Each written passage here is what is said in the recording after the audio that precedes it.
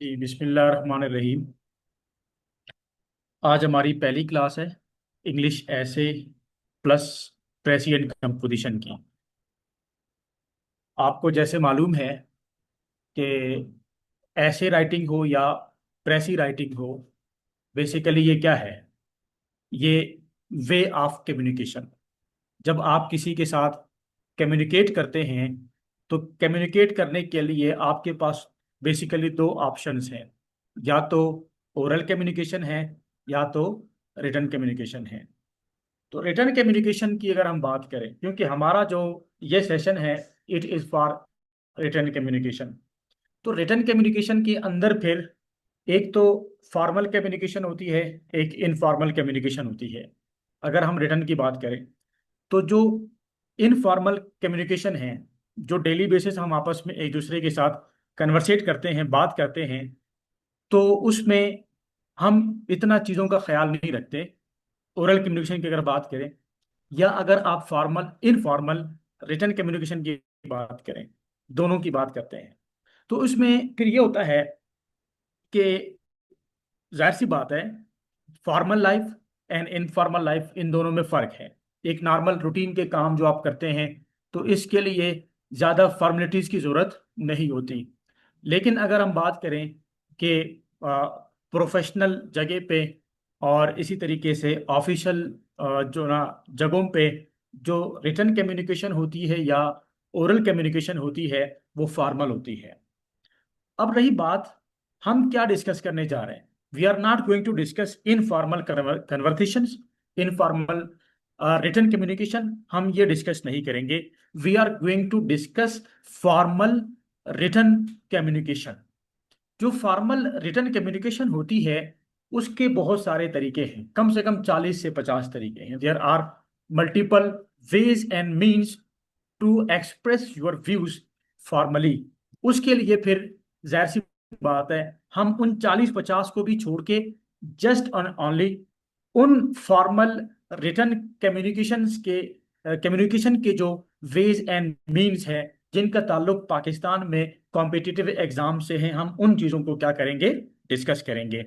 मिसाल के तौर पर, जो आप पाकिस्तान का सबसे बड़ा एग्जाम है CSS, central superior services of Pakistan, तो CSS हो या PMS हो, प्रोविंशियल जो ना सर्विसेज, और जो प्रोविंस के लेवल पे सबसे बड़ा एग्जाम है, that is called in Punjab and KPK PMS, and in Balochistan उसको हम कहते हैं PCS। तो PMS हो, PCS हो या CSS हो, इन एग्जाम्स के अंदर जो फॉर्मल राइटिंग यानी फॉर्मल रिटर्न कम्युनिकेशन की असेसमेंट होती है उसके चार तरीके हैं। उनमें से सबसे पहले नंबर पे है इंग्लिश ऐसे राइटिंग, इसके बाद है इंग्लिश पैसिव राइटिंग, इसके बाद है इंग्लिश रीडिंग कॉम्प्रिहेंशन, और उसके बाद है English to Urdu, Urdu to English translation. अब ये इंग्लिश के पेपर में होता है। बाकी जो हमारा सेक्शन है ट्रांसलेशन का, उसके अंदर हम ट्रांसलेशन इस तरीके से पढ़ेंगे इंशाल्लाह, जिसमें CSS का ट्रांसलेशन, PCS PMS का ट्रांसलेशन, और इसके साथ साथ जो आपके जितने भी बाकी सब्जेक्ट्स हैं, जैसे कि पश्तो का पेपर है, सिंधी का पेपर है, बलूची का, और इसी तरीके से पंजाबी का पेपर है, तो इन पेपर्स में भी एक क्वेश्चन या दो क्वेश्चंस किसके आते हैं, ट्रांसलेशन के आते हैं। पश्तो में 14 मार्क्स का जो क्वेश्चन आता है वो ट्रांसलेशन का आता है, from Pashto to that English, and from English to Pashto आपने ट्रांसलेट करना है। तो हमारा ये जो सेशन है ये उस चीज को भी क्या करेगा, कवर करेगा, हम उस चीज को भी इंशाल्लाह एड्रेस करेंगे। तो मैं ये कह रहा था कि ये जो सेशन है हमारा, ये टेक्निकल राइटिंग का है, ये फॉर्मल राइटिंग का है। फॉर्मल राइटिंग के अंदर नॉवेल राइटिंग भी है, फॉर्मल राइटिंग के अंदर आर्टिकल ओपिनियन राइटिंग भी है, पोइट्री भी है, उसके अंदर इस जो ना आपकी जो क्या कहते हैं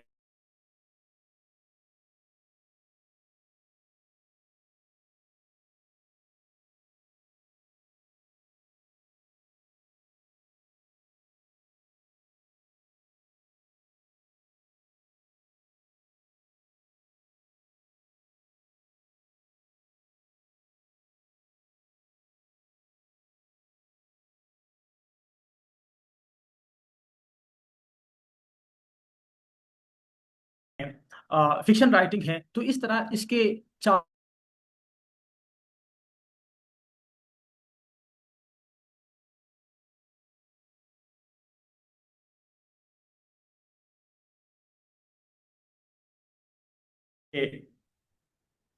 जी। दूसरी बात यह है कि हम इसके अंदर और क्या डिस्कस करेंगे। वी विल डिस्कस कॉम्प्रिहेंशन, जिसके अंदर आपका वोकेबलरी का कि जितने भी एरियाज हैं वो सारे के सारे एरियाज हम इसमें क्या करेंगे, इंशाल्लाह डिस्कस करेंगे। और उसके साथ साथ हम इसमें ग्रामर के जो एरियाज जिनसे क्वेश्चन बनता है आपके कॉम्पिटिटिव एग्जाम्स के अंदर, पंक्चुएशन मार्क्स का है, फॉर एग्जांपल सेंटेंस करेक्शन है, और इसी तरीके से प्रीपोजिशंस हैं, हम इन सब चीज़ों को क्या करेंगे, इंशाल्लाह डिस्कस करेंगे। और यानी इन सब चीजों के बारे में आपको रोड मैप, आपको sources, mechanism, A to Z चीजें समझा दी जाएंगी इंशाल्लाह। अगली बात यह है कि इसमें जो आपको टेक्निकल राइटिंग सिखाएंगे हम किस तरीके से। तो टेक्निकल राइटिंग सिखाने का जो हमारा मैकेनिज्म है वो ये है कि we will make you understand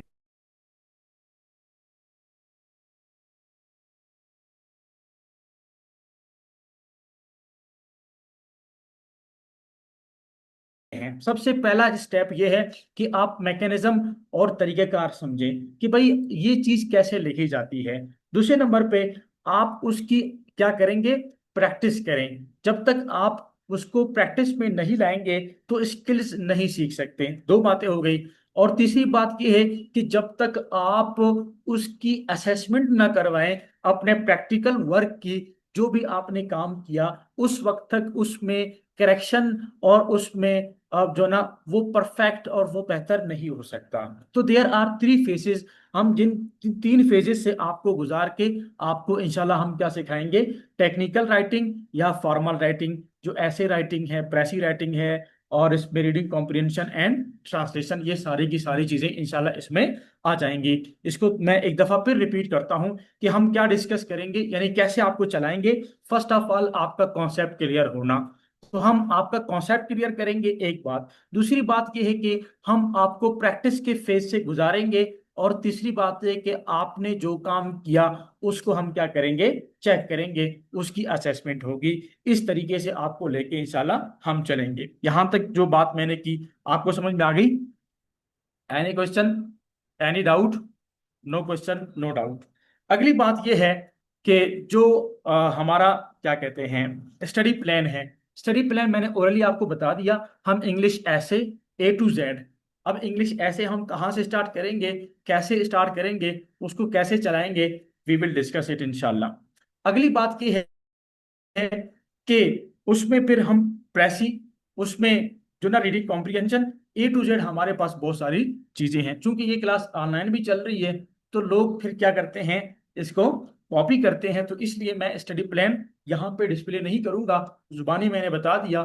फिर क्लास के एंड में मैं इसको क्या करूंगा, डिस्प्ले करूंगा कि जो हमारा स्टडी प्लान है वो क्या है, हम आपको क्या पढ़ाएंगे। सबसे पहले पैराग्राफ पढ़ाएंगे आपको, उसमें बहुत सारी चीजें हैं। उसके बाद क्या है, उसके बाद दूसरी जो चीज है हम आपको जो ना पढ़ाएंगे वो ऐसे राइटिंग है। तो इस तरीके से आप ऐसे राइटिंग सीखेंगे। और लास्ट में हम आपको क्या पढ़ाएंगे, वी विल डिस्कस इंशाल्लाह व्हाट दैट, क्या नाम है उसका, वी विल डिस्कस शॉर्ट ऐसे, जिसमें हम शॉर्ट ऐसे को अलग से डिस्कस करेंगे। और उसके बाद फिर हम प्रेसी का सेशन हमारा स्टार्ट होता है। उसमें फिर सबसे पहले प्रेसी है, उसके बाद रीडिंग कॉम्प्रिहेंशन है, उसके बाद ट्रांसलेशन है, उसके बाद फिर sentence correction, preposition, vocabulary, sentence structure, grammar, और इस तरह की सारी चीजें इंशाल्लाह उसमें आएंगी। यहां तक बात में आ गई आप लोगों को?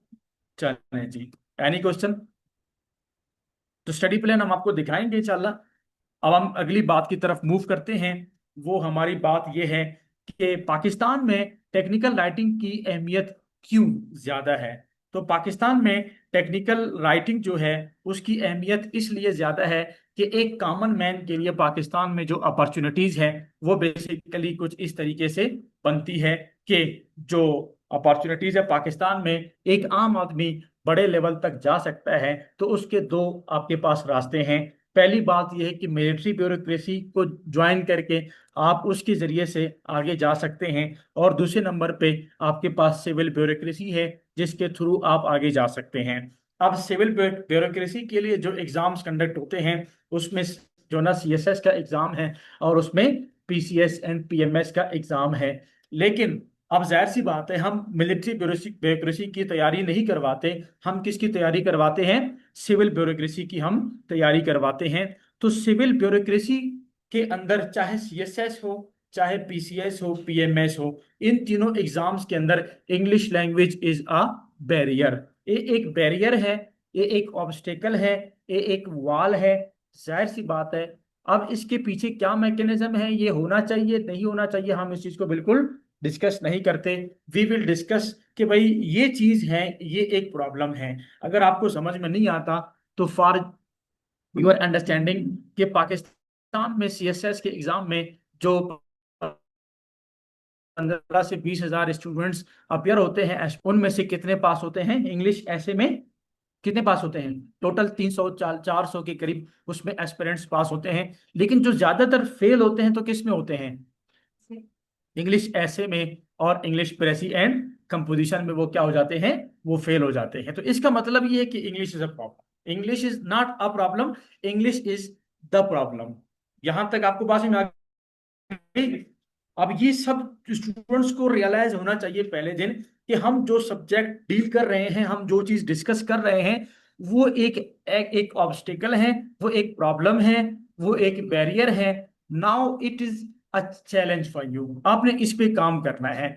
अब इस पे स्टूडेंट्स काम तो करते हैं, लेकिन चूंकि वो एक प्रॉपर मैकेनिज्म नहीं होता, आमतौर पर इंग्लिश ऐसे राइटिंग को फिजिक्स केमिस्ट्री की तरह डील किया जाता है जितना मुझे यहाँ पे समझ आया। तो it is not like physics, ये कोई सब्जेक्ट नहीं है, ये एक स्किल है। आप इसको एक सब्जेक्ट की तरह सिखाते हैं, आप थ्योरीज पे थ्योरीज पेश कर रहे होते हैं, और इसी तरीके से आप क्या करते हैं? डेफिनेशंस देते हैं। तो भाई ये ताल्लुक इन चीजों से नहीं है, इसका ताल्लुक किस चीज से है? आपका कॉन्सेप्ट क्लियर होना चाहिए, दूसरे नंबर पे आप प्रैक्टिस करें, और तीसरे नंबर पे आपकी क्या होनी चाहिए? असेसमेंट होनी चाहिए। जब आप असेसमेंट करेंगे तो क्या होगा? आपकी चीजें क्लियर हो जाएंगी। इसके अलावा अदर जॉब्स, अगर हम अदर जॉब्स की बात करें सिविल ब्यूरोक्रेसी के अलावा, वहां पर भी आपका कोई भी एग्जाम हो, स्पेशली इन बलूचिस्तान, अगर बीपीएससी के एग्जाम्स की अगर हम बात करें, तो वहां पर भी ज्यादातर आपका जो क्वेश्चन बनता है वो किसका बनता है? इंग्लिश ऐसे का बनता है। और इसी तरीके से बाकी जो इंग्लिश के एरियाज है उनसे आपका क्वेश्चन बनता है। और अगली बात यह है कि जहां पे उर्दू ऐसे हैं, तो हम इसी सेशन के एंड में उर्दू ऐसे का पैटर्न भी स्टूडेंट्स को क्या कर देते हैं? समझा देते हैं कि भाई उर्दू ऐसे भी आपने इस तरीके से अटेम्प्ट करना है। तो आपके पास जो जितने रास्ते हैं पाकिस्तान में जॉब के जो ना पर्सपेक्टिव से, वो आपके पास यही है कि आप जो ना इन फील्ड में जाएं। लेकिन आप जहां भी जाते हैं, जिस इस वक्त जो आपके सामने जो नजर आ रहा है, तो इसमें जो ऑब्स्टिकल है वो क्या है? वो इंग्लिश है।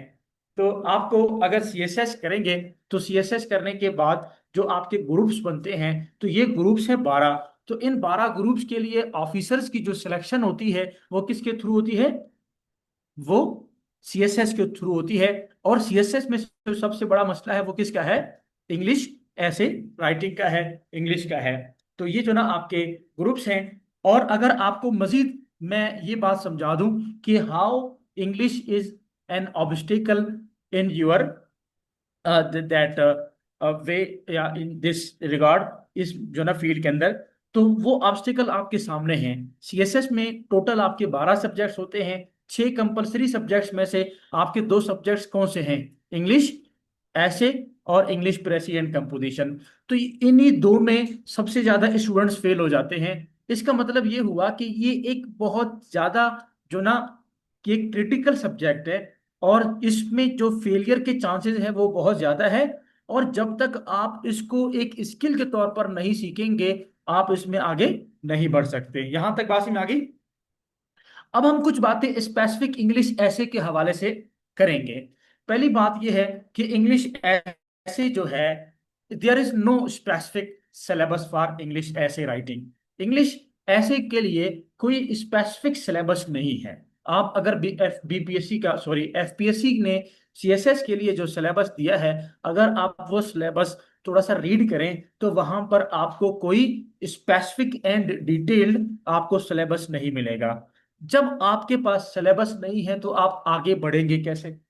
बात में आ गई। एक प्रॉब्लम, यानी स्टूडेंट्स इंग्लिश में, इंग्लिश ऐसे में ज्यादा फेल क्यों होते हैं? तो उसके पीछे बहुत सारी वजूहात हैं। उनमें से एक वजह क्या है? There is no specific syllabus. इसी तरीके से एक और वजह है कि there are no specific books. आपकी कोई स्पेसिफिक बुक्स भी रिकमेंडेड नहीं है कि आप ये दो चार बुक्स हैं, आप ये रीड कर लें। आपका जो एग्जाम होगा, इन्हीं में से आपका क्वेश्चन बनेगा, आपने इन्हीं का आंसर देना है और आपने क्या होना है? पास होना है। तो आपके स्पेसिफिक बुक्स भी नहीं है इंग्लिश ऐसे के लिए। जैसे कि अगर आपने पॉलिटिकल साइंस पढ़ना है तो आपने तीन चार बुक्स अगर मार्केट से ले लें, वो रीड कर लें, आपको अगर चीजें समझ में आ जाती है तो it is very simple for you कि आप क्या करें, वो अंडरस्टैंड कर लें और आप सीएसएस का एग्जाम पास कर लें। लेकिन अनफॉर्चुनेटली जो इंग्लिश ऐसे की बात अगर है तो कोई स्पेसिफिक बुक्स नहीं है। इसी तरीके से it needs scope of writing. जब तक आपको राइटिंग पे कमांड ना हो, जब तक आपको जो ना, क्या आपके पास प्री रिक्विजिट्स ऑफ राइटिंग अगर आप फुलफिल ना करें, उस वक्त तक आप इंग्लिश ऐसे पास नहीं कर सकते। स्कोप ऑफ राइटिंग ये जरूरी है। अब स्कोप ऑफ राइटिंग खुद है क्या चीज? स्कोप ऑफ राइटिंग ये है कि आपके को लैंग्वेज पे कमांड हो। और लैंग्वेज पे कमांड का मतलब क्या है? कि आपके पास सबसे पहली बात यह है कि वोकेबलरी होनी चाहिए। दूसरे नंबर पे आपके पास सेंटेंस के मल्टीपल स्ट्रक्चर्स होने चाहिए। तीसरी बात यह है कि आप जब भी लिखें तो आपको इंग्लिश ग्रामर पर कमांड होना चाहिए। और चौथी बात यह है कि आप जिस टॉपिक पर भी लिखें उस टॉपिक से रिलेटेड आपके पास क्या हो? नॉलेज हो। तो ये जो क्या कहते हैं इंग्लिश ऐसे हैं, तो उसकी जो रिक्वायरमेंट्स हैं उसके अंदर ये एक बात ये भी शामिल है कि आप क्या करें, आपको राइटिंग पे कमांड हो। अब अगली बात ये है कि आपने ये बेसिक चीजें तो पूरी कर ली, आपके पास विकेबलरी भी है, आपको मल्टीपल सेंटेंस स्ट्रक्चर्स भी मालूम है, और आपको ग्रामर पर कमांड भी है, आपके पास आइडियाज भी है। लेकिन आपने ऐसे राइटिंग की जो थ्योरीज हैं या जो उसका थ्योरेटिकल पर्सपेक्टिव है और उसमें जो कॉन्सेप्ट्स हैं कि what is thesis statement, what is unity in paragraph, what is coherence in paragraph, and what is that क्या कहते हैं organisation in paragraph, what is the development of paragraph. अगर आपका इन चीजों के बारे में कॉन्सेप्ट क्लियर नहीं है तो आप क्या क्या नहीं कर सकते, आप आगे नहीं बढ़ सकते।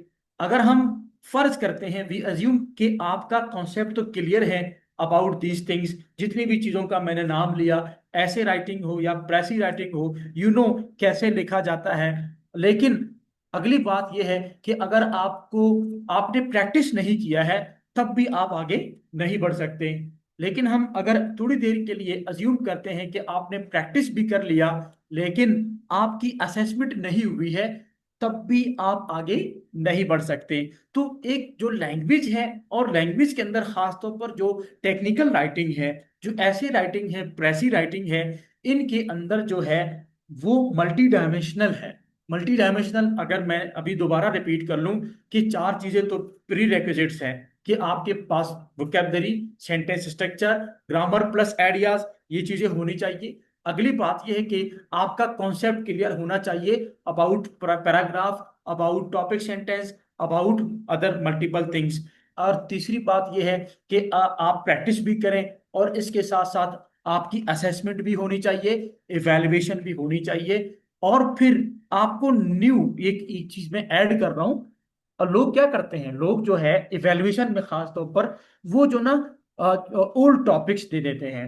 हम सेशन के अंदर ओल्ड टॉपिक्स चलाते हैं लेकिन इवेल्युएशन में हम न्यू टॉपिक्स देते हैं। न्यू का मतलब वी टारगेट द एग्जाम, जो आपका कमिंग एग्जाम होगा, जैसे कि 2027 का सीएसएस का जो अटेम्प्ट होगा। अगर अभी मेरे पास जो स्टूडेंट्स इवेल्युएशन फेज में हैं, यानी टेक्निकल राइटिंग फेज के बाद इवेल्युएशन फेज में जब वो मेरे पास चल रहे हैं, तो उनके लिए जो हमने क्राइटेरिया यही रखा है कि उनको हम न्यू टॉपिक्स देंगे। हम टारगेट करते हैं 2027 के अटेम्प्ट को, लेकिन सेशन में हम क्या करते हैं, ओल्ड टॉपिक्स चलाते हैं। तो इसमें एक बात ये भी है कि आप क्या हो, कि आप न्यू टॉपिक्स पे प्रैक्टिस करें, आपके पास न्यू टॉपिक से रिलेटेड आइडियाज होने चाहिए। तो यहां तक मैंने जो बात की कि आपको स्कोप ऑफ जो ना आपको कमांड होना चाहिए किसके ऊपर, राइटिंग के ऊपर। और फिर मैंने ये बात भी थोड़ी सी इलेबोरेट कर ली मजीद कि राइटिंग के लिए किन चीजों का होना जरूरी है। तो इंग्लिश ऐसे के अंदर ये बात भी है। अगली बात ये है कि it is on the spot writing. On the spot writing का मतलब आप जाएंगे, आपके सामने आपके हाथ में पेपर आएगा, आप क्या करेंगे, आपने वहीं पे लिखना है। ये नहीं होगा कि आपको एक महीने का टाइम दिया जाए कि भाई ये आपकी असाइनमेंट है, आप इस पे काम करके आ जाएं। ऐसा नहीं होगा, आपने वहीं पे 3 घंटे के अंदर लिख के आना है। एक बात इसमें ये हो गई। अगली बात इसमें ये है कि there is no room for cramming. ऐसे राइटिंग के अंदर ऐसा नहीं है कि आप 8-10 टॉपिक्स अलग कर लें और उनको आप जो ना उनकी आप जो ना क्रेमिंग स्टार्ट कर लें, उनको आप रोट डाउन करें। तो रोट डाउन करने से ये मसला हल होने वाला नहीं है, क्योंकि जो 2016 के बाद खास तौर पर जो क्या है, CSS का जो सिलेबस चेंज हुआ है 2016 के बाद, उसमें अब एंगल्स काफी हद तक चेंज आ जाते हैं। आपके इंग्लिश ऐसे का जो टॉपिक है उसके एंगल्स काफी जो ना चेंज है। तो अब आप एरिया तो बता सकते हैं कि इस एरिया से आपका टॉपिक आ सकता है, लेकिन एग्जैक्ट एंगल आप नहीं बता सकते किसी स्टूडेंट को। अब उसमें मामूली सी चेंजिंग की वजह से आपका टॉपिक पूरा का पूरा क्या हो जाता है, चेंज हो जाता है। तो क्या आप किसी ऐसे एग्जाम के लिए कुछ जो ना टॉपिक्स जुबानी याद करके उसको पास कर सकते हैं? Obviously the answer is no. तो इसी तरीके से no, there is no room for cramming. अगली बात यह है कि वन टॉपिक प्रेशर। इंग्लिश ऐसे में आपके पास कितने टॉपिक्स आते हैं, आप आपके पेपर में 10 टॉपिक्स आते हैं, लेकिन उन 10 में से आपने एक करना है, उन 10 में से आपने एक करना है। अब उसी एक ही जो ना क्वेश्चन में आपने या तो पास होना है या तो फेल होना है। अगर किसी के पास 5 ऑप्शन हो, अगर वो एक ऑप्शन में बेहतर परफॉर्म न कर सका तो उसके पास क्या है, दूसरा ऑप्शन है, सेकंड के बाद थर्ड, थर्ड के बाद आपके पास फोर्थ है, फिर आपके पास फिफ्थ ऑप्शन है। तो यहाँ पे ऑप्शन आपके पास क्या है, सिर्फ एक ही है। यानी ये या तो आर है या तो पार है। तो ये हार पार वाला सब्जेक्ट है, हार पार वाला जो ना आपका पेपर है। तो वन टॉपिक प्रेशर होता है, बंदा एक ही टॉपिक में आपने 100 मार्क्स उठाने हैं, उसमें से आप जितना उठा सकते हैं। और अगली बात यह है कि इसका जो टॉपिक होता है वो अनप्रेडिक्टेबल है। मैं आपको एक बात अभी समझा रहा हूं और आगे भी इंशाल्लाह इसको डिस्कस करेंगे कि जो आपका टॉपिक है उसके एरियाज, मैंने एरियाज सेट किए हैं उसके इंग्लिश ऐसे राइटिंग के। अब तक पाकिस्तान में जितने भी एग्जाम्स हुए हैं, ये हमारे कुछ स्टूडेंट्स बैठे हैं, इनको मालूम है कि उन एरियाज से आज तक एक टॉपिक भी बाहर नहीं आया। तो मैं एरिया सजेस्ट करता हूं और एग्जाम के करीब फिर मैं उनके एंगल्स भी सजेस्ट करता हूं, प्रिडिक्ट करता हूं। लेकिन फिर भी 100% श्योरिटी के साथ हम कोई एक एंगल प्रिडिक्ट नहीं कर सकते कि भाई, जैसे कि आप लोग प्रिडिक्ट करते हैं पॉलिटिकल साइंस के अंदर कि भाई मैं मिसाल के तौर पर इसमें philosophers and scholars of that political science, तो उनमें से एक क्वेश्चन आपने बना लिया, उनमें से भी 40 में से आपने फॉर एग्जाम्पल आ सकता है, नहीं आ सकता, आ सकता है, आप प्रिडिक्ट कर सकते हैं। लेकिन ऐसे राइटिंग के अंदर ऐसा नहीं है, आप प्रिडिक्ट नहीं कर सकते। अगली बात यह है कि जो एंड रिजल्ट निकलता है मेजॉरिटी इसमें क्या हो जाती है, फेल हो जाती है। अब मेजॉरिटी क्यों फेल हो जाती है, उसके पीछे कुछ रीजंस ये है जो आपके सामने इस वक्त आपको नजर आ रहे हैं, लेकिन इसमें एक लॉजिकल रीजन भी है। लॉजिकल रीजन ये है कि भाई 25,000 लोगों में से हमें 350 लेने हैं, तो अब क्राइटेरिया क्या रखें, क्राइटेरिया क्या रखें? तो क्राइटेरिया हमने इंग्लिश को रखा। अगली बात यह है कि भाई इंग्लिश तो रख दिया, अब इंग्लिश में फेल होने का, पास होने का क्या क्राइटेरिया रखें? तो जाहिर सी बात है, जहां पे जो ना रश ज्यादा हो तो वहां पे जो मेरिट है वो बहुत हाई पे, हाँ बल्कि पीक पे चला जाता है। तो जब कोई चीज जो मेरिट की अगर बात करें वो पीक पे अगर जाए, तो उसमें जो फेलियर के जो क्या कहते हैं, जो चांसेस हैं वो बहुत ज्यादा हो जाते हैं। फेलियर के जो चांसेस हैं वो क्या हो जाते हैं, बहुत ज्यादा हो जाते हैं। इसका मतलब ये है कि जो 97% चीजें ऐसी है जो आपको इंग्लिश ऐसे में कहाँ ले जाती है, फेलियर की तरफ ले जाती है। यानी कोई छोटी सी छोटी मिस्टेक के जरिए से भी आप क्या हो सकते हैं, की वजह से आप फेल हो सकते हैं। तो इसमें बहुत ज्यादा ख्याल रखना चाहिए। जब सब्जेक्ट आपका इस तरीके का है तो उसको फिर उस टेक्निकल तरीके से लेके चलना होगा, और उसमें छोटी सी छोटी गलती भी काबिल बर्दाश्त नहीं है। अगर उसमें मेरिट इतना टफ ना हो तो फिर उसमें बहुत सारी चीजें चल सकती है।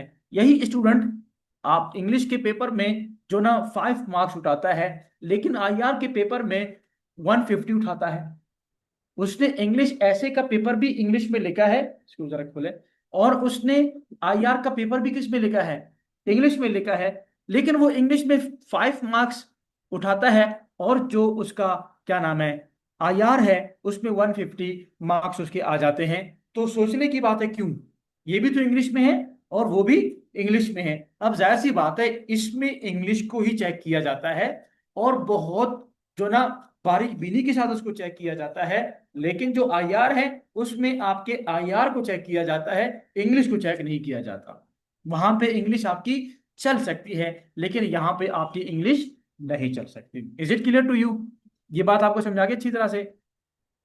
अगली बात यह है कि भाई इंग्लिश को कैसे इंप्रूव करें। इंग्लिश को कैसे इंप्रूव करें? मैं इंग्लिश की बात कर रहा हूं, मैं लैंग्वेज की बात कर रहा हूं। There are 2 phases. First phase में आप क्या करते हैं, लैंग्वेज पे काम करते हैं, और सेकंड फेज में आप टेक्निकल राइटिंग पर काम करते हैं। मेरा जो सिलेबस है, जो मेरा सब्जेक्ट है, वो बेसिकली टेक्निकल राइटिंग है। मुझे आपको क्या सिखाना है, टेक्निकल राइटिंग सिखाना है। लेकिन चूंकि मैं मेरी ऑब्जर्वेशन है कराची में, और वहां पे पढ़ाता रहा, लाहौर में पढ़ाता रहा, और अभी क्वेटा में पढ़ा रहा हूँ, तो मेरी जो ऑब्जर्वेशन है वो यही है कि स्टूडेंट्स तो बेचारे मेहनत बहुत करते हैं, लेकिन उनके पास कोई प्रॉपर रोड मैप नहीं होता फॉर लैंग्वेज। इसी तरीके से बाकी सब्जेक्ट्स का थोड़ा बहुत होता है, लेकिन इंग्लिश के हवाले से कोई प्रॉपर उनके पास रोड मैप नहीं होता। तो सो दैट्स वाई मैं फिर क्या करता हूँ, एक प्रॉपर रोड मैप अपने स्टूडेंट्स को दे देता हूँ, चेक्स एंड बैलेंसेस के साथ, अपडेट्स के साथ, और उसमें मॉडिफिकेशंस के साथ। तो अब इंग्लिश को कैसे इंप्रूव करें, उसके लिए जो मेरी अपनी जजमेंट है, और मेरा जो अपना जो ना 17 to 18 ईयर्स का इंग्लिश टीचिंग एक्सपीरियंस है, उस बेस पे मैंने 4 चीजें सजेस्ट की है फॉर इम्प्रूविंग इंग्लिश लैंग्वेज। उसके लिए सबसे पहले नंबर पे वोकेबलरी है। आप जब भी लैंग्वेज की तरफ जाते हैं तो सबसे जो पहली चीज आपके सामने आएगी वो क्या है, दैट इज वोकेबलरी। तो वोकेबलरी पे काम करना है। अब कैसे काम करना है, इसके लिए मैं आपको 10+ techniques with sources and models operandi मैं दे दूंगा इंशाल्लाह, कि उसका क्या मैकेनिज्म है, आप वोकेबलरी पे कैसे काम करें। वो जो आपको दिया है वो सिर्फ एक है, इसके अलावा बहुत सारे तकरीबन 10+ टेक्निक्स है, वी हैव 10+ टेक्निक्स। हम वो आपको इंशाल्लाह पढ़ाएंगे, लेकिन वो दूसरे पार्ट में, जो हमारा नेक्स्ट पार्ट है प्रेसिडेंट कंपोजिशन का।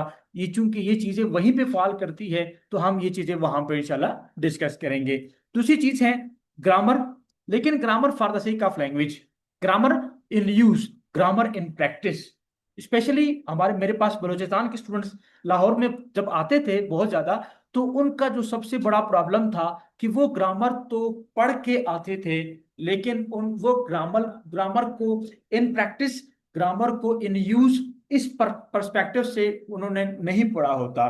तो वो उनको ग्रामर की चीजें याद तो होती है, लेकिन जब उनसे कहा जाता है कि भाई आप कुछ लिखें तो इसको यूज करें, तो फिर क्या होता है, वो वहां पे बिल्कुल बेसिक मिस्टेक्स कर जाते हैं, क्योंकि उन्होंने ग्रामर आइसोलेशन में पढ़ा है, grammar for the sake of grammar पढ़ा है। उन्होंने ग्रामर को कभी लैंग्वेज के पर्सपेक्टिव में, कभी यूज करने के पर्सपेक्टिव से उन्होंने लैंग्वेज पढ़ा होता नहीं है। तो इसलिए वो क्या करते हैं, ग्रामर को बेहतर तरीके से यूटिलाइज नहीं कर सकते। तो मैंने जो अप्रोच इसके लिए सेट किया है, मैं 6-7 बुक्स रिकमेंड करता हूँ विद मैकेनिज्म। तो उसमें फिर क्या है, English grammar for the sake of language, जो आपने भी स्टार्ट किया है, मेरे ख्याल में आपने भी स्टार्ट किया है। तो English grammar for the sake of language, उसका एक मैकेनिज्म वो है, और एक मैकेनिज्म ये है जो हम यहाँ पे फ्री राइटिंग में असेसमेंट जो होती है स्टूडेंट की, उसमें हम असेसमेंट और जरा प्लस ग्रामर, यानी उसकी असेसमेंट होती है, उसमें हम सिलेक्टिव ग्रामर भी पढ़ाते हैं। तो दूसरी जो चीज है, जो ना इंग्लिश को इम्प्रूव करने का जो दूसरा सोर्स है, दैट इज इंग्लिश ग्रामर। और तीसरी चीज है सेंटेंस स्ट्रक्चर। अब ये स्ट्रक्चर्स वो नहीं है गोइंग टू, अबाउट टू, मैं उन स्ट्रक्चर्स की बात नहीं कर रहा, मैं कंप्लीट सेंटेंस के स्ट्रक्चर की बात कर रहा हूं। तो उसके लिए मैं 50+ स्ट्रक्चर्स अपने स्टूडेंट्स को कन्वे करता हूं विद सोर्सेज एंड मैकेनिज्म, कि भाई उसका सोर्स क्या होना चाहिए, इसका मैकेनिज्म क्या होना चाहिए। उसके साथ मैं क्या करता हूं, मैं 50+ स्ट्रक्चर्स कन्वे करता हूं, ताकि उसमें भी वैरायटी आनी चाहिए। फिर मैं इसके पीछे लॉजिक्स क्या है वो भी डिस्कस करूंगा, जब ये चीजें मैं आपको प्रोवाइड करूंगा इंशाल्लाह। बाकी लैंग्वेज का ये इनिशियल फेज है। अब आप अगर लैंग्वेज में एडवांस फेज की बात करते हैं, जो हमारे पास है इंटेंसिव रीडिंग। क्या है वो? Intensive reading. अब इंटेंसिव रीडिंग वो भी मॉडर्न अप्रोच के साथ। इंटेंसिव रीडिंग एक तो कन्वेंशनल आपका अप्रोच है, जिसमें आप जो ना कोई जो ना न्यूज़पेपर उठा के आप इंतहाई गहराई के साथ क्या करते हैं, उसका मुताला करते हैं। लेकिन मॉडर्न अप्रोच ये होगा कि आप उसमें जो ना जो ना लैपटॉप पे आप गूगल क्रोम के अंदर और जो ना एक्सटेंशंस को और शॉर्टकट्स को इस्तेमाल करते हुए आप क्या करेंगे, आप इस पे काम करेंगे। यानी इस पे काम करने का मतलब ये है कि आप क्या करेंगे, दैट इंटेंसिव रीडिंग करेंगे। आपने सुन लिया इंटेंसिव रीडिंग का तरीकाकार, आपने भी वो लेक्चर पूरा सुन लिया या सिर्फ वही वही सिलेक्टिव एरिया सुन लिया? चलें जी, बहुत बेहतर, आपने भी सिलेक्टिव एरिया सुन लिया है। चलें जी, तो लैंग्वेज में अब आप जो आगे जाएंगे वो किसके जरिए से जाएंगे? इंटेंसिव रीडिंग के जरिए से जाएंगे। आप लोगों ने नोट किया होगा कि बहुत सारे लोग, उनको ग्रामर का पता ही नहीं है, लेकिन जब वो लिखते हैं बिल्कुल करेक्ट लिखते हैं। ऐसे लोग देखे आप लोगों ने? तो कैसे, वो कैसे करते हैं? वो इंटेंसिव रीडिंग के जरिए से करते हैं। आप उर्दू बोलते हैं, वो आप पढ़े बगैर बोलते हैं, ग्रामर पढ़े बगैर बोलते हैं। तो ये कैसे पॉसिबल है? ये पॉसिबल है with the help of what? Intensive reading. तो आप इंटेंसिव रीडिंग स्टार्ट करें। इंटेंसिव रीडिंग के जरिए से आप लैंग्वेज को आगे ले जा सकते हैं। एक और चीज है एनालिसिस जिसको कहते हैं, वो भी इंशाल्लाह आप लोगों को हम समझा देंगे, लेकिन वो है इंटेंसिव रीडिंग का पार्ट है एनालिसिस। यहां तक जो कुछ मैंने बोला, अगर कोई क्वेश्चन है, कोई कंफ्यूजन है, तो आप लोग पूछ सकते हैं। जी क्लियर है? चलें जी, अगली बात यह है कि वोकैबलरी को कैसे टैकल करना है। ये आप लोगों ने पढ़ लिया है। वोकैबलरी को टैकल करने के कितने स्टेप्स हैं? There are 4 steps to tackle vocabulary. Okay हो गया जी। चलें, इसमें prefix and suffix, sentence, paragraph and then we have dictionary. आप with the help of these 4 steps आप वोकैबलरी को क्या करेंगे, टैकल करेंगे। अब ये कैसे होगा? अब इसके लिए आपने मेरा जो ऑनलाइन लेक्चर है वो आपने सुनना होगा, जिसमें हम ये मैकेनिज्म समझा देते हैं कि आपने इंटेंसिव रीडिंग कैसे करनी है और इन स्टेप्स को आपने कैसे फॉलो करना है। यहां तक जो कुछ हमने डिस्कस किया, अगर कोई क्वेश्चन है तो आप लोग पूछ सकते हैं। नहीं है क्वेश्चन?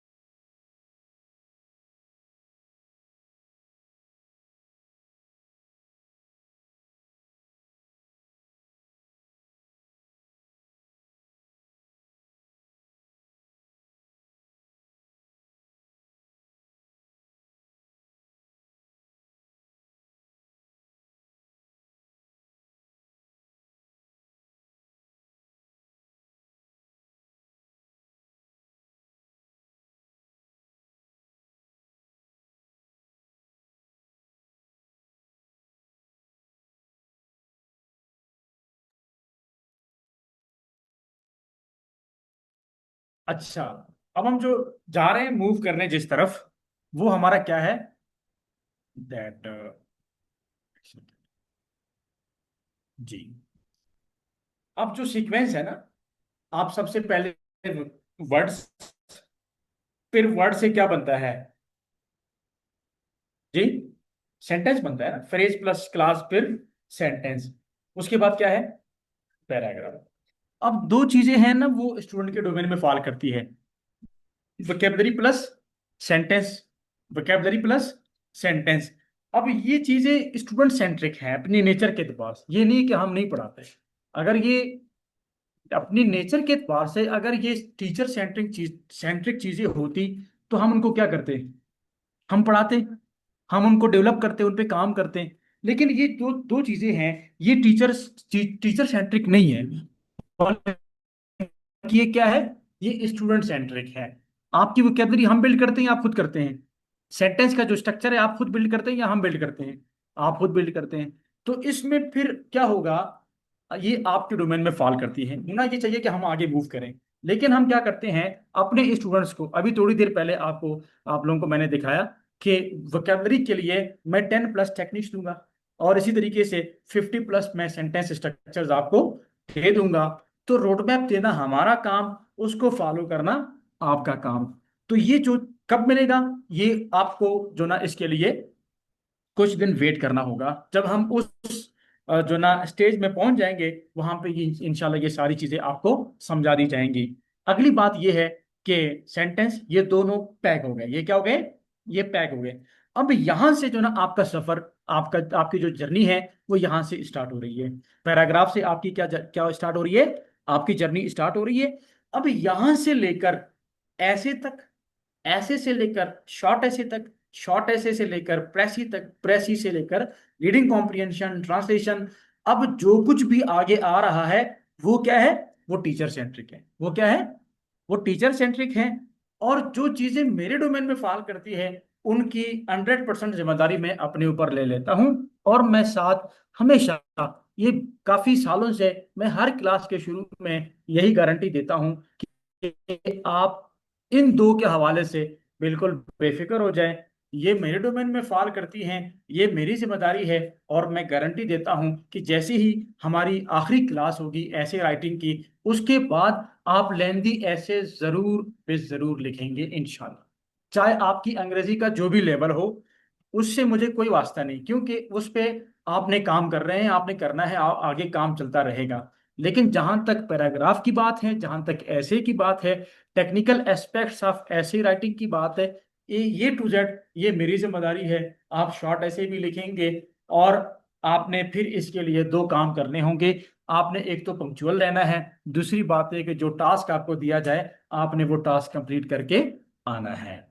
अब यहां से जो जर्नी हमारी स्टार्ट हो रही है प्रॉपर तरीके से, या यहां तक तो मैंने जो बात की वो है प्रीफेस यानी तमहीद, मैंने आपके साथ जो ना डिस्कस की। अब जो हम यहाँ से स्टार्ट कर रहे हैं प्रॉपरली, कि अब ये मेरे डोमेन में चीजें फॉलो करती हैं, आपने सिर्फ मुझे फॉलो करना है।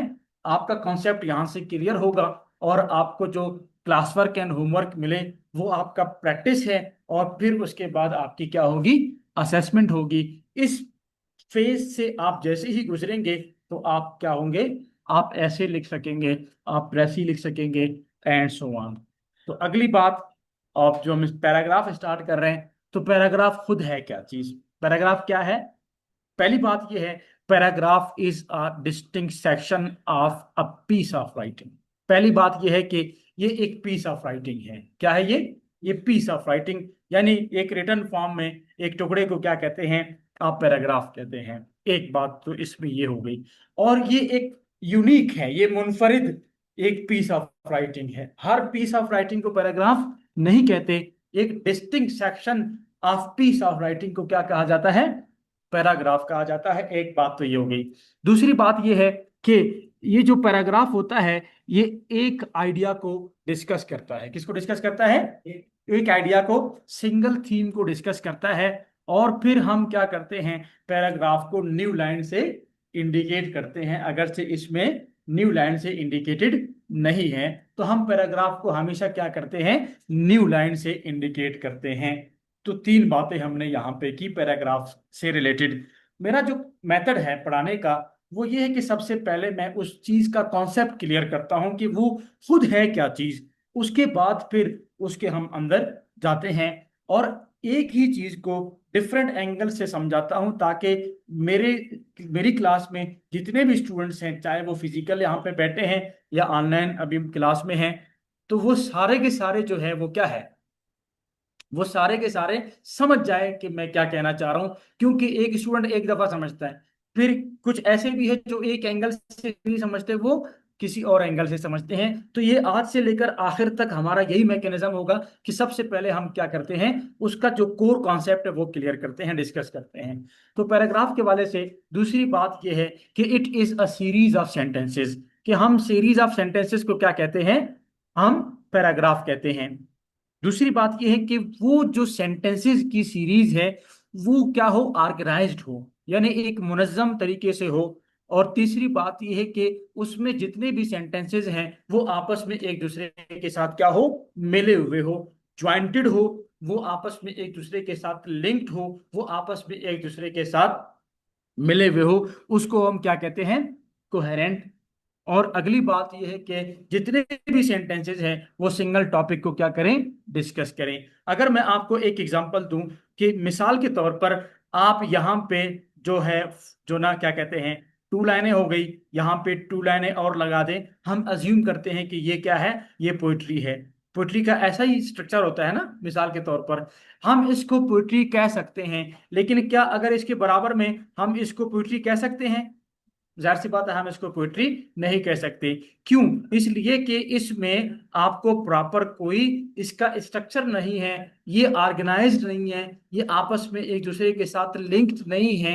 इसलिए हम इसको क्या नहीं कह सकते, हम इसको पोइट्री नहीं कह सकते। Same is the case with paragraph writing. हम एक प्रॉपर सीक्वेंस के साथ ऑर्गेनाइज्ड तरीके से और लिंक्ड होके अगर एक ही टॉपिक को डिस्कस करने वाले सेंटेंसेस की सीरीज को हम क्या कहते हैं, पैराग्राफ कहते हैं। हर राइटअप को हम पैराग्राफ नहीं कह सकते। तो ये जो ना पैराग्राफ के अंदर बेसिक जो ना कॉन्सेप्ट है।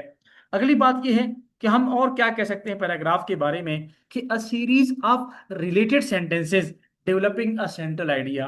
कि सीरीज ऑफ सेंटेंसेस को हम क्या कहते हैं, हम पैराग्राफ कहते हैं। और दूसरी बात यह है कि हम क्या करते हैं, वो सारे के सारे सेंटेंसेस एक ही आइडिया को क्या करें, डिस्कस करें। अगली बात यह है कि देयर आर थ्री जो ना पार्ट्स ऑफ पैराग्राफ। सबसे पहला पार्ट पैराग्राफ का हेड कहलाता है, दूसरा पार्ट उसका बॉडी है, और तीसरा part of paragraph is the tail of paragraph. And इसी तरीके से पैराग्राफ की कितनी किस्में हैं, there are three types of paragraph. ये तो आपके पैराग्राफ के क्या हो गए, पार्ट्स हो गए। ये पैराग्राफ के क्या हो गई, टाइप्स हो गई। तो सबसे पहले है ओपनिंग पैराग्राफ, जिसको आप इंट्रोडक्टरी पैराग्राफ कहते हैं। फिर आपके पास है बॉडी पैराग्राफ, और उसके बाद है आपके पास कंक्लूडिंग पैराग्राफ। तो नेचर के एतबार से पैराग्राफ की कितनी किस्में हो गई, तीन किस्में हो गई। इन सबको इंशाल्लाह बहुत डिटेल में डिस्कस किया जाएगा। तो पैराग्राफ का जो बेसिक स्ट्रक्चर बनता है वो कुछ इस तरीके से बनता है कि सबसे पहले पैराग्राफ का हेड आता है, जिसको आप इंट्रोडक्शन कहते हैं। और चूंकि paragraph is a series of sentences, तो first sentence of paragraph is called introductory sentence. And फिर पैराग्राफ की बॉडी है, and body is flexible. Flexible का मतलब क्या है? फ्लेक्सिबल का मतलब ये है कि उसमें आप ज्यादा से ज्यादा सेंटेंसेस लिख सकते हैं, ये फिक्स्ड नहीं है। जैसे कि इंट्रोडक्टरी सेंटेंस क्या है, फिक्स्ड है। और इसी तरीके से जो आपका कंक्लूडिंग सेंटेंस है वो भी फिक्स्ड है। लेकिन जो बॉडी पैराग्राफ्स हैं उनकी जो कम से कम लिमिट है, मिनिमम लिमिट तो फिक्स्ड है, लेकिन मैक्सिमम लिमिट क्या है, फिक्स्ड नहीं है। तो मिनिमम लिमिट क्या है, नो, कम से कम 3 सेंटेंसेस होने चाहिए पैराग्राफ की बॉडी के अंदर। 3 सेंटेंसेस कम से कम होने चाहिए। अगर आपने एक ऐसा पैराग्राफ लिखा जिसमें टोटल 4 सेंटेंसेस हैं, तो इसका मतलब यह है कि आपके पैराग्राफ का जो स्ट्रक्चर है वो इनकम्प्लीट है। स्ट्रक्चर जब इनकम्प्लीट है तो इसका मतलब यह है कि वो चीज एग्जिस्ट नहीं कर रही। तो इसलिए ऐसी राइटिंग के अंदर जो इतनी बारीक चीजें हैं, इन सब चीजों का आपने ख्याल रखना है। और ऐसे का जो आखिरी पार्ट है पैराग्राफ का, दैट इज कॉल्ड टेल, हम उसको कंक्लूजन कहते हैं। लेकिन चूंकि ये एक सेंटेंस है, इट इज फिक्स्ड, तो इसको हम क्या कहेंगे, सेंटेंस कहेंगे। अगर मैं थोड़ा सा मजीद एक्सपेंड करूं, इलेबोरेट करूं, तो first sentence of paragraph is called introductory sentence. Then from second sentence to penultimate sentence, जो ये दरमियान में सेंटेंसेस हैं, इसको हम क्या कहेंगे, बॉडी ऑफ पैराग्राफ। जो आखिरी सेंटेंस है हम उसको क्या कहेंगे, कंक्लूडिंग सेंटेंस कहेंगे। तो ये है बेसिक, हमने अब तक दो चीजें डिस्कस की, basic and core concept of paragraph. दूसरे नंबर पे हमने ये डिस्कस किया कि what is the basic structure of paragraph. Now we are going to discuss basic parts of paragraph. यहां तक बात में आ गई? Any question, any doubt? जी। नाउ पार्ट्स की तरफ हम मूव करते हैं। तो देयर आर कितने पार्ट्स हैं? Three parts. तो सबसे पहला जो पार्ट है टॉपिक सेंटेंस। लेकिन टॉपिक सेंटेंस के अंदर एक और चीज है, वेरी इंपॉर्टेंट चीज, जिसको हम कहते हैं कंट्रोलिंग आइडिया। तो इसको भी हम एक अलग पार्ट कंसीडर करते हैं, इसको सेपरेटली हम क्या करेंगे, डिस्कस करेंगे। Then we have what, we have body of paragraph and the last part is concluding sentence. यहां तक बात में आ गई? तो topic sentence, body and concluding sentence, ये तो आपको पहले से पता चल गया। और जो कंट्रोलिंग आइडिया है ये बेसिकली कहां पे होता है? ये आपके टॉपिक सेंटेंस के अंदर होता है। तो topic sentence idea, controlling idea, ये अलग से कोई पार्ट नहीं है, लेकिन चूंकि it is the pivot and gist of paragraph, so that's why we discuss it separately. इसके बगैर आप पैराग्राफ नहीं लिख सकते। पैराग्राफ में से अगर इसको निकाल दिया जाए तो बाकी कुछ भी नहीं बचता। तो कंट्रोलिंग आइडिया क्या है, ये इसको हम सेपरेटली डिस्कस करते हैं। Now we are going to move, सबसे पहले टॉपिक सेंटेंस, फिर कंट्रोलिंग आइडिया, फिर body of paragraph, then we have concluding sentence. तो अब आपको पता चल गया है कि topic sentence is the first sentence of paragraph. Is it clear to you? अब देखिए, आप जब भी कोई पैराग्राफ लिखें, चाहे वो ऐसे राइटिंग हो, चाहे चाहे शॉर्ट ऐसे हो, चाहे वो कोई नॉवेल हो, चाहे वो कोई रिसर्च पेपर हो, उनमें होंगी, फॉलो होंगी। इनके बगैर आप अगर रिसर्च पेपर लिखें, इनके बगैर आप ऐसे लिखें, इनके बगैर अगर आप नॉवेल लिखें, इनके बगैर आप फिक्शन लिखें, आप बिल्कुल नहीं लिख सकते। तो ये चीजें जो है तो ऐसे राइटिंग का पार्ट, लेकिन beneficial for all types of write-ups. तो जो टॉपिक सेंटेंस क्या है, पैराग्राफ का जो फर्स्ट सेंटेंस है, that is called topic sentence. And topic sentence is the introductory sentence of paragraph. यानी इसकी जो नेचर है और इसका जो फंक्शन है पहले सेंटेंस का, वो क्या है? वो है इंट्रोडक्शन। कि पहले सेंटेंस की जो रिक्वायरमेंट्स हैं और पहले सेंटेंस की जो नेचर है और पहले सेंटेंस की जो क्वालिटीज है, उनके अंदर ये बात शामिल है कि वो पैराग्राफ को क्या करें, इंट्रोड्यूस करें। क्या करें? इंट्रोड्यूस करें। तो अगर आपने टॉपिक सेंटेंस लिखा लेकिन उसमें ये फंक्शन नहीं है कि वो आपके पैराग्राफ को क्या कर सके, इंट्रोड्यूस कर सके, तो इसका मतलब ये है कि आपका जो पैराग्राफ है उसमें टॉपिक सेंटेंस बिल्कुल है ही नहीं। क्योंकि इसकी जो नेचुरल और जो रिक्वायरमेंट्स है, उसकी फंडामेंटल रिक्वायरमेंट है कि वो पैराग्राफ को क्या कर सके, इंट्रोड्यूस कर सके। तो उसके अंदर ये जो ना क्वालिटी होनी चाहिए। तो it is the nature of introductory sentence. Second, topic sentence introduces the paragraph, ये बात हो गई। Topic sentence contains the controlling idea. तो टॉपिक सेंटेंस के अंदर क्या होता है, कंट्रोलिंग आइडिया होता है। अब कंट्रोलिंग आइडिया को हम डिस्कस करेंगे इंशाल्लाह। तो कंट्रोलिंग आइडिया कहां पे होता है? टॉपिक सेंटेंस के अंदर होता है। If there is no controlling idea in topic sentence, it means there is no topic sentence. तो टॉपिक सेंटेंस के लिए कंट्रोलिंग आइडिया का होना क्या है, जरूरी है। अगर उसमें कंट्रोलिंग आइडिया है तो हम उसको टॉपिक सेंटेंस कह सकते हैं। If there is no controlling idea in your topic sentence, it means there is no topic sentence.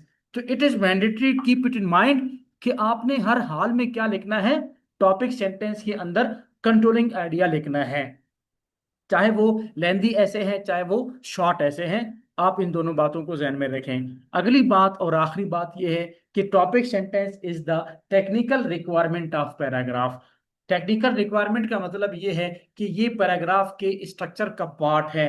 अगर उसमें टॉपिक सेंटेंस नहीं है तो इसका मतलब ये है कि इसकी टेक्निकल जो रिक्वायरमेंट्स है वो फुलफिल नहीं हो रही। तो उसकी टेक्निकल रिक्वायरमेंट्स को फुलफिल करने के लिए जरूरी है कि आप क्या लिखें, टॉपिक सेंटेंस लिखें। यहां तक बात में आ गई? अगली बात यह है कि कंट्रोलिंग आइडिया क्या है। तो controlling idea is the sub aspect of an aspect of a topic. तो इसमें सबसे पहले आपने ये समझना होगा कि जो आपका जो टॉपिक है वो क्या है, और टॉपिक के मेन एरियाज क्या है, और फिर क्या है आपका कंट्रोलिंग आइडिया कहाँ पे फॉल करता है। जी, कुछ है इस हवाले से जहन में या नहीं? यस, जी, बताएं जरा। जी जी। मेन क्वेश्चन पूछा गया है दैट इज एस्पेक्ट और टू के अंदर जो हम लोग आइडेंटिफाई बनाएंगे दैट इज सब एस्पेक्ट। जी, तो कंट्रोलिंग आइडिया जो है वो सब एस्पेक्ट था। कंट्रोलिंग आइडिया क्या है? बेसिकली सब सब एस्पेक्ट को कहते हैं। मैं इसको ओरली बताता हूं कि अगर आपका फॉर एग्जांपल टॉपिक जो है वो पॉवर्टी है, तो सबसे पहले आप टॉपिक को मेजर एरियाज में क्या करेंगे, डिवाइड करेंगे, आप कन्वर्ट करेंगे। तो आपने इसको जब कन्वर्ट किया मेन एरियाज में, तो इसके मेन एरियाज क्या बन सकते हैं? बहुत सारे बन सकते हैं, लेकिन हम for example causes of poverty, affects of poverty and उसके सॉल्यूशंस ऑफ पॉवर्टी। तो इसमें जो हम काजेज के अंदर जो कुछ देंगे तो वो क्या होगा जी? सब वो सब एस्पेक्ट होगा। मिसाल के तौर पर करप्शन, ये काज है या नहीं? तो करप्शन इज कंट्रोलिंग आइडिया। ये क्या है? ये कंट्रोलिंग आइडिया है। समझ में आ गया ना? तो हम जो ना इसको सब एस्पेक्ट कहेंगे। पहले टॉपिक होता है, फिर एस्पेक्ट्स होती हैं, उसके बाद क्या होते हैं, सब एस्पेक्ट्स होते हैं।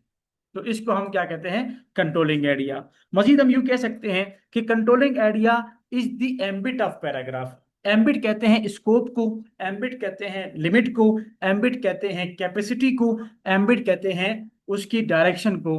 तो एम्बिट उर्दू में अगर मैं बता दूं, कहते हैं गुंजाइश को। किसको कहते हैं? गुंजाइश को। ये कोई फिजिकल चीज नहीं है कि आप गिलास में पानी भर रहे हैं तो गिलास भर गया, आप पानी भरना छोड़ देंगे। तो वो एक ऐसी फिजिकल चीज नहीं है पैराग्राफ, कि आप उसमें क्या कर सकें, आपको पता चले।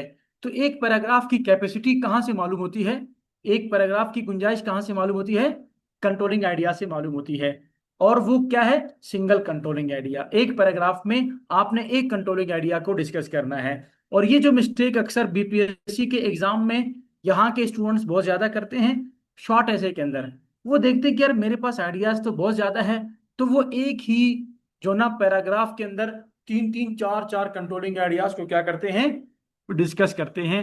तो ये बात दुरुस्त नहीं है, ये बात बिल्कुल गलत है।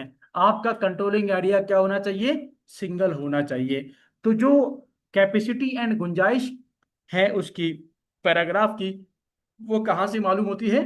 कंट्रोलिंग आइडिया से मालूम होती है। Controlling idea is that idea on which whole paragraph is written, जिसके ऊपर पूरा का पूरा पैराग्राफ क्या किया जाता है, लिखा जाता है। तो ये है आपका कंट्रोलिंग आइडिया। और controlling idea controls the paragraph. For example आप corruption as a cause of poverty पे पैराग्राफ लिख रहे हैं, तो आप ए टू जेड किसके बारे में लिखेंगे? इसी के बारे में लिखेंगे। ना आप आखिर में सोल्यूशन देंगे, ना आप अनएम्प्लॉयमेंट को डिस्कस करेंगे, ना आप टेररिज्म को डिस्कस करेंगे, ना इसके अलावा किसी और चीज को डिस्कस करेंगे। Just and only you have to focus on what, on single controlling idea, that is corruption as a cause of poverty.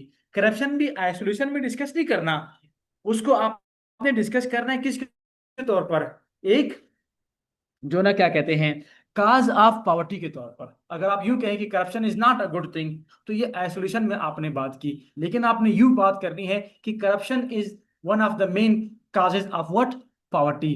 तो इसको आपने इन context of aspect and topic, आपने टॉपिक सेंटेंस लिखना है, कंट्रोलिंग आइडिया को आपने उसमें एडजस्ट करना है। आखिर में हम यूं कह सकते हैं कि controlling idea is the pivot of paragraph. ये पैराग्राफ का क्या है? ये क्रीम है, ये क्रक्स है, ये जिस्ट है, ये उसका जो ना पिवोट है।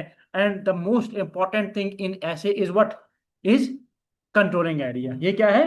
कंट्रोलिंग आइडिया है। अगली बात, एनी कंफ्यूजन? No confusion. अगली बात ये है कि बॉडी ऑफ पैराग्राफ क्या है, बॉडी ऑफ पैराग्राफ क्या है? तो body starts with second sentence and ends at penultimate sentence. और अगली बात ये तो मालूम होगी, लोकेशन। और इसका फंक्शन क्या है जी? Penultimate, second last. Second last को कहते हैं ना, एक लास्ट सेंटेंस होता है, लास्ट से पहले जो है उसको हम क्या कहते हैं? सेकंड लास्ट कहते हैं।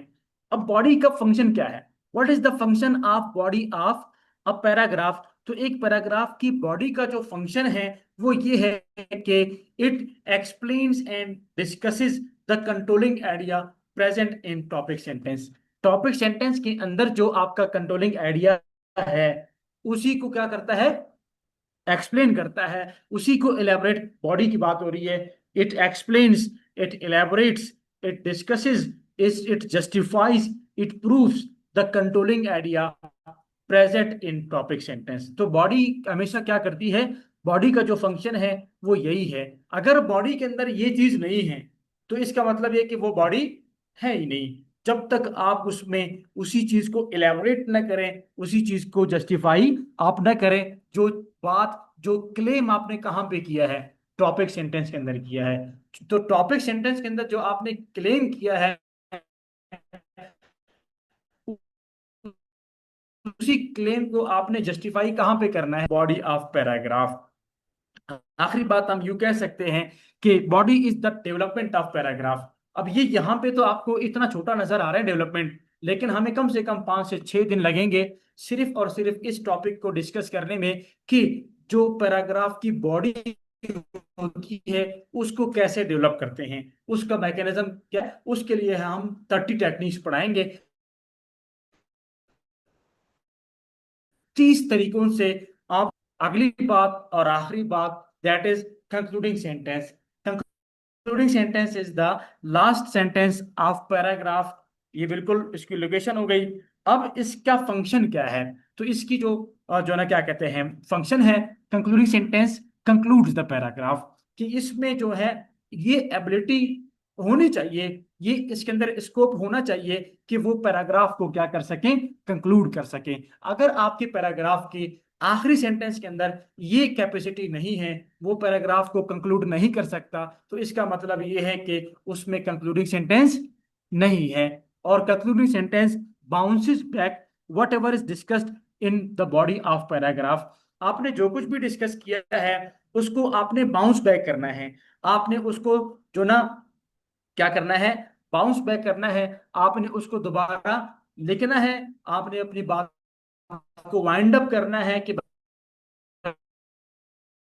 मैंने इस पैराग्राफ की बॉडी में ये वाली बात की। The memory recapitulates whatever is discussed in the body of paragraph, कि भाई आपने पैराग्राफ लिखा, मिसाल के तौर पर strategies to alleviate poverty in Balochistan, तो इसमें मिसाल के तौर पर आपने बहुत कुछ लिखा, आपने एविडेंसेस भी दे दिए, आपने फैक्ट्स एंड फिगर्स भी दे दिए, और इसके बाद आपने क्या किया, आखिर में बात आपकी बहुत लंबी हो गई तो जाते जाते आप दोबारा क्या करते हैं, रिकॉल करवाते हैं कि मैंने ये जो पैराग्राफ लिखा है वो किस चीज के बारे में है। तो it is the nature of concluding sentence, और concluding sentence is the technical requirement of paragraph. ये पैराग्राफ की क्या है, टेक्निकल रिक्वायरमेंट है। तो यहां तक हमने जो डिस्कस किया, हमने 3 चीजें डिस्कस की, core concept of paragraph, basic structure of paragraph and parts of paragraph. अब मैं आपको इसमें मैं स्टेप बाय स्टेप लिखना सिखाता हूं। मुझे पता है कि एकदम से ना आप पैराग्राफ लिख सकते हैं, ना आप एकदम से ऐसे लिख सकते हैं। तो स्टेप बाय स्टेप सबसे पहले, जी, लिखना नहीं, लिखने की जरूरत नहीं, ये मैं शेयर करता हूँ स्लाइड्स। जी, नेक्स्ट वी हैव, पैराग्राफ का जो स्ट्रक्चर बनता है फिजिकली किसकी तरह बनता है, एक बर्गर की तरह बनता है। तो इसमें टॉप वन, ये हम इसको कंसीडर करते हैं टॉपिक सेंटेंस, और जो बॉटम वन है दैट इज कंक्लूडिंग सेंटेंस। ये तो फिक्स है, क्या आप डबल वन लगा सकते हैं, 2 वन लगाते हैं क्या, वन तो एक ही है ना। तो कीप इट इन माइंड कि आपने टॉपिक सेंटेंस सिंगल सेंटेंस में लिखना है, और कंक्लूडिंग सेंटेंस भी आपने सिंगल सेंटेंस में लिखना है। अगर रही बात बॉडी की, तो बॉडी इज फ्लेक्सिबल, बॉडी क्या है, फ्लेक्सिबल है। और फ्लेक्सिबल का मतलब क्या है, फ्लेक्सिबल का मतलब ये है कि इसमें आप वेजिटेबल भी डाल सकते हैं, इसमें आप मीट भी डाल सकते हैं, इसमें आप जो भी डालना चाहें इसमें डाल सकते हैं। अब वो आपकी क्वालिटी के ऊपर डिपेंड करता है कि आपके पास किस लेवल के आइडियाज हैं, उस पर भी इंशाल्लाह आपको काम सिखाया जाएगा।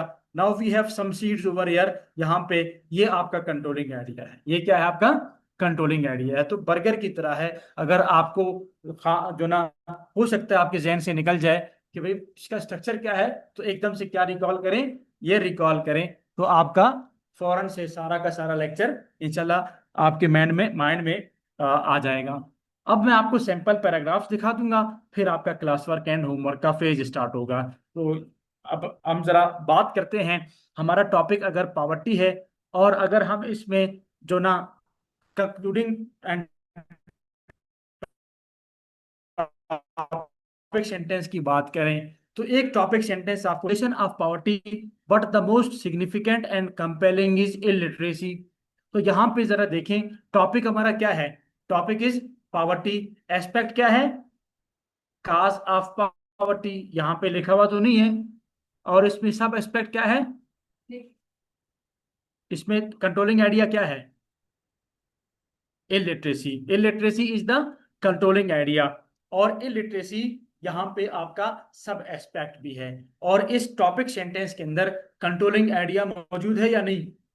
इस टॉपिक सेंटेंस के अंदर हम कंट्रोलिंग आइडिया को आइसोलेशन में डिस्कस कर रहे हैं क्या? No. In context of aspect and topic. Topic क्या है? पॉवर्टी है। एस्पेक्ट क्या है? काज है।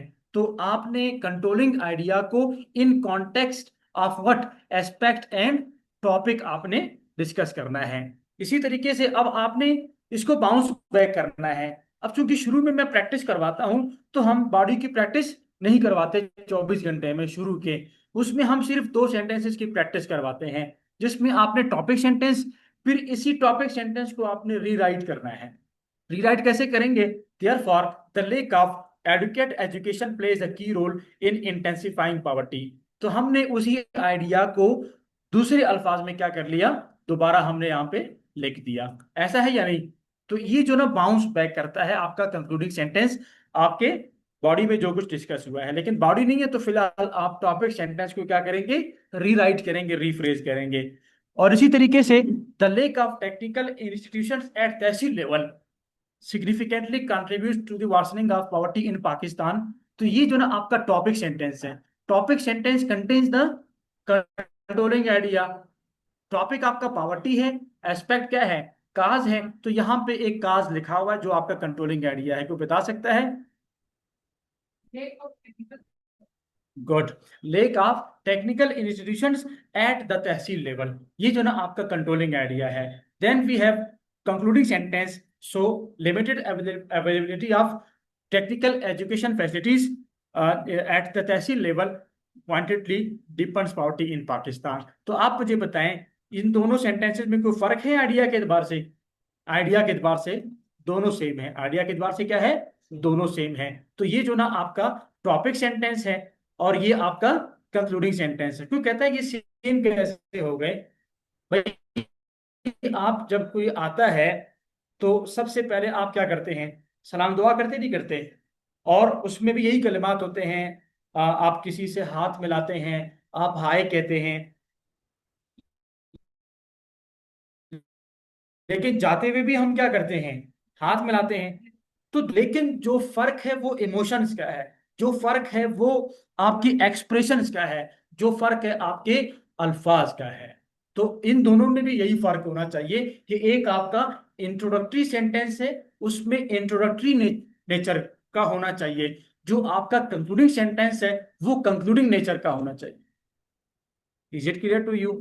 तो ये जो ना आपके सैंपल, जो ना कुछ मैंने एग्जांपल्स आपको दिखा दिए। जो आपका कंक्लूडिंग सेंटेंस है, तो कंक्लूडिंग सेंटेंस से पहले इनमें से कोई एक आपने कैरेक्टर इस्तेमाल करना है। जी, is it clear to you? Any question, any doubt? जी। Therefore, ergo, thus, to sum up, summing up, all in all, in a nutshell, on the move, ये जो ना आपके कनेक्टर्स हो गए। इनमें से किसी एक का आपने इस्तेमाल करना है। तो अब तक हमने जो कुछ डिस्कस किया, हमने यानी जो हमने बातें जो प्री रेक्विजिट के तौर पर आपके साथ डिस्कस की, वो हमने ये की थी कि जो ना क्या कहते हैं, जो इसमें लैंग्वेज की बात की, कॉम्पिटिटिव एग्जाम्स की बात की, इंग्लिश की बात की, सीएसएस के अंदर इंग्लिश, और फिर इस इंग्लिश को कैसे इम्प्रूव करें इस पे बात की, वोकेबलरी, सेंटेंस स्ट्रक्चर, ग्रामर, ये सारी बातें करने के बाद फिर हम आ गए पैराग्राफ के ऊपर। तो पैराग्राफ का जो पहला लेक्चर है उसमें हम चार चीजें डिस्कस करते हैं, वो हमने कर लिया। सबसे पहले कोर कॉन्सेप्ट ऑफ पैराग्राफ, दूसरे नंबर पे क्या है, that is basic structure of paragraph, तीसरे नंबर पे आपके पास क्या है, दैट पार्ट्स ऑफ पैराग्राफ, और चौथे नंबर पे जो पार्ट्स है उनके सैंपल्स दिखा देना। तो यहां तक हमने आज की क्लास में ये सारी चीजें हमने डिस्कस की। अगर आपके माइंड में कोई कंफ्यूजन है, कोई क्वेश्चन है, तो आप लोग पूछ सकते हैं। अगर नहीं है तो मुझे ओके कॉल दे दें। ऑनलाइन वाले भी स्टूडेंट्स जो सुन रहे हैं वो भी मुझे ओके कॉल दे दें। अगर कोई क्वेश्चन है तो आप चैट में पूछ सकते हैं। ये है जी। कंक्लूडिंग सेंटेंस में आपने उसी आइडिया को बाउंस बैक करना है, दोबारा लिखना है जो आपके सामने। कंक्लूडिंग आइडिया में कंफ्यूजन है जी, वो कंफ्यूजन इस तरीके से हम दूर करेंगे कि अगर आपका टॉपिक पॉवर्टी है, उसके मेन एरियाज क्या क्या है, काजेज, अफेक्ट्स एंड सॉल्यूशंस। तो काज के अंदर आप क्या लिखेंगे, काजेज लिखेंगे। अफेक्ट्स के अंदर अफेक्ट्स लिखेंगे। सॉल्यूशंस के अंदर आप क्या लिखेंगे। तो काजेज, मिसाल के तौर पर आपने 10 काजेज लिख लिए, आपने 10 अफेक्ट्स लिख लिए, आपने 10 सॉल्यूशंस लिख लिए। तो उन 10 काजेज में से एक को हम क्या कहेंगे, कंट्रोलिंग आइडिया कहेंगे। अब क्लियर हो गया। चलिए अभी टॉपिक्स में दिखाऊंगा, उसमें मजीद ये इंशाल्लाह क्लियर हो जाएगा। एनी अदर क्वेश्चन क्लियर है। तो आज की हमारी क्लास यहीं तक है। बाकी इंशाल्लाह जो क्लास है वो कल होगी। हमारी क्लास के 3 पार्ट्स होते हैं। पहला पार्ट कॉन्सेप्ट का क्लियर होना, दूसरा पार्ट क्या है, प्रैक्टिस करना, और तीसरा पार्ट है असेसमेंट। तो आज के लिए इतना ही, इंशाल्लाह फिर कल मिलेंगे।